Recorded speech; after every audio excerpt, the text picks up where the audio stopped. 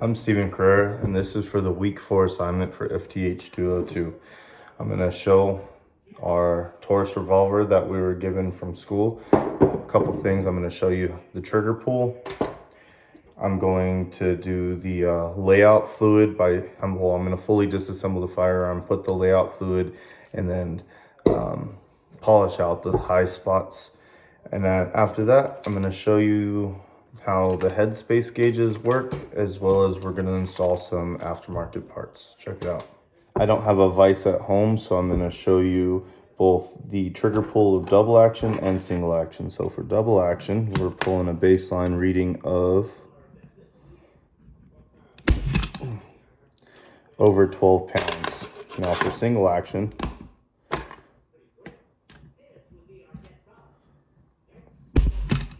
we're looking about 7.5, 8 pounds.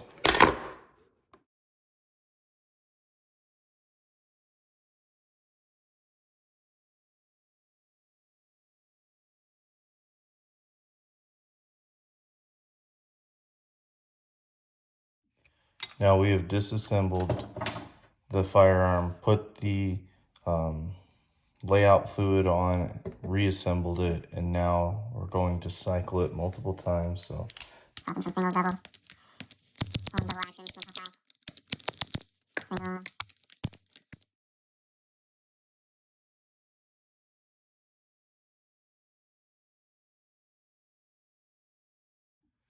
All right, going through each of these, the frame doesn't look like too much, but down in here we have some shiny spots, usually caused by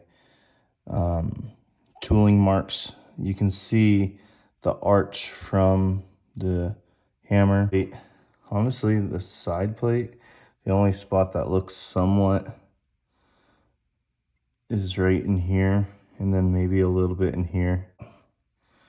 Looks like there's a little bit of shininess going on to the cylinder right in here where it's dragging. The sides seem perfectly fine.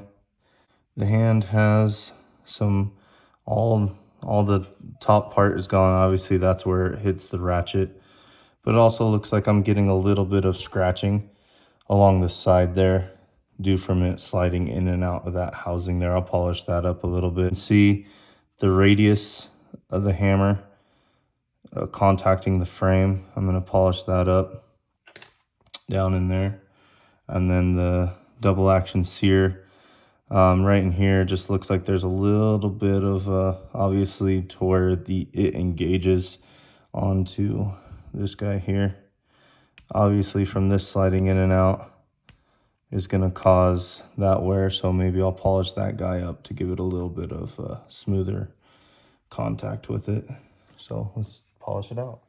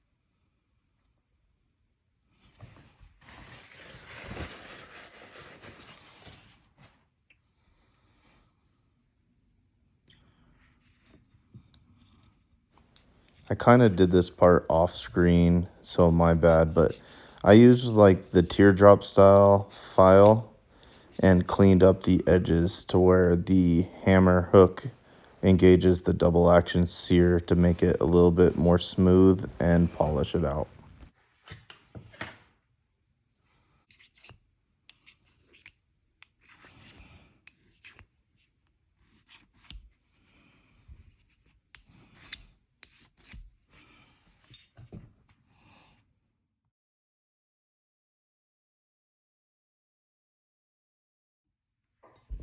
All right, now we polished all the components that were shiny because the high spots obviously will be rubbed off with the layout fluid.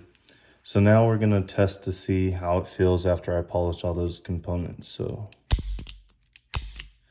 double action feels a lot smoother. Single action, before there was kind of a hiccup because you could kind of feel it dragging, but now that is super smooth. And then that cylinder seems to be going pretty smooth in there as well. So the cylinder stop is doing good. And overall, it just feels smoother of a trigger pull now. I don't feel like I'm hanging up on any machine marks inside. I feel that all the components now are really working together.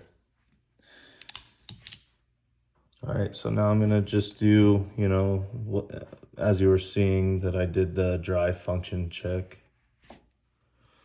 All right, so now we're gonna check our trigger pull. So double action.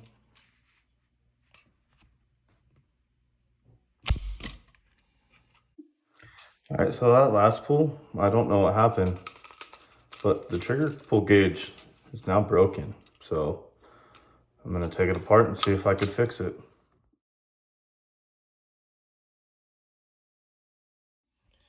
All right, now that we got this hopefully working again, let's see, double action, still off the charts. Hopefully it's not because I had to fix this guy.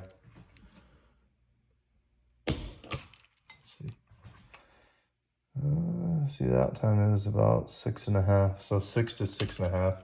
So it shows we took about a pound away. So still same. This is about, I'm gonna say 6.5 pounds now.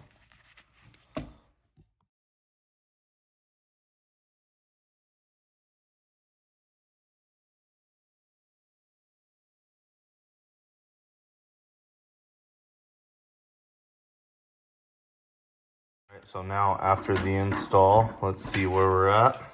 The new springs. First we'll start with double action.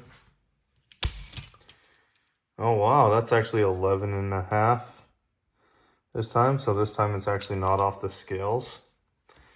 And then let's go single action. Let's see how soft this guy is. No way.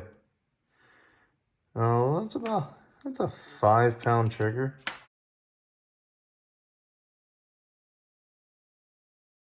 The last part, I'm gonna show you how to use the no-go and the go gauge to check for head spacing. This here is the go gauge. So if we open the cylinder, slide this guy out and put this into one of the opened chambers, and you half cock this guy back and you spin it freely, it goes all the way through and allows the firearm to cycle. Now, if I pull that one out and grab the no-go gauge and place it in the cylinder, once it gets back to the side here, it won't allow because there's not enough tolerance between the breech face and the cylinder. And that's how you check whether or not your headspace is set. Thank you. All information that I use this week can be found in the week 4 lecture of FTH 202. Thank you.